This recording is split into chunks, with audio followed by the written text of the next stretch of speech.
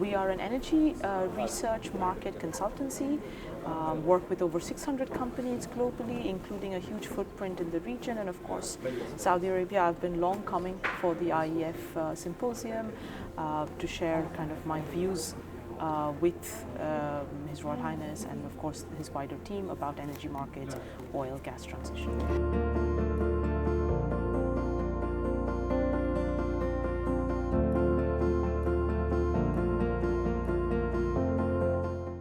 The session was fantastic because I felt it was really balanced.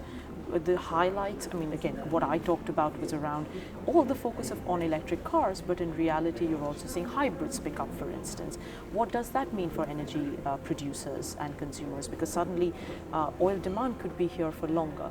We've invested in wind, we've invested in solar. Some have been successful like solar, wind hasn't been successful. Some of the other speakers highlighted similar challenges when we keep coming and talking about peak oil demand and therefore not investing, but in reality demand is continuing to grow.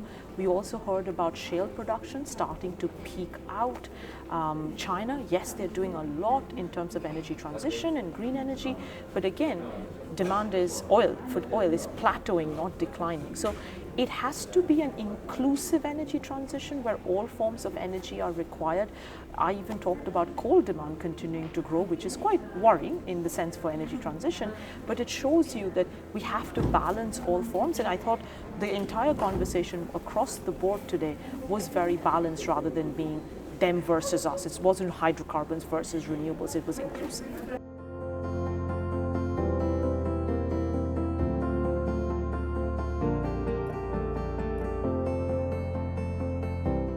I think in the Middle East, what the Middle East and particularly Saudi Arabia, I would say, is doing phenomenally well is trying to create a circular economy, right?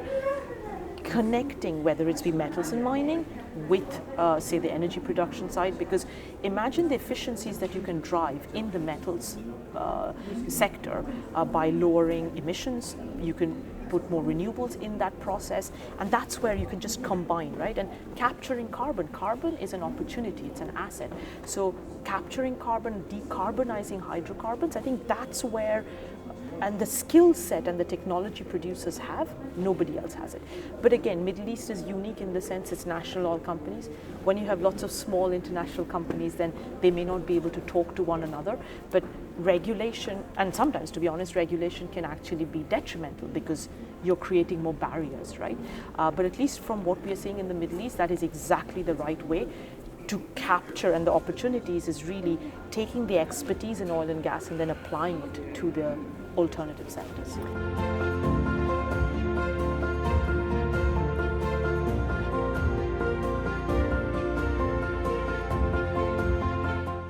It's very easy for the West to talk about energy transition, and I always say energy transition is a Western privileged concept. If you've got a car and you've got, a very big house, it's fine to talk about it. When you're in an emerging market, in some countries, just basic food on your table is a challenge. So you have to think about affordability. That's why India and China still have so much coal, because it's the cheapest. It's right there, it's affordable, it gives you employment, and then sustainability comes later on. It's the affordability and the resource kind of availability is kind of the bigger issue.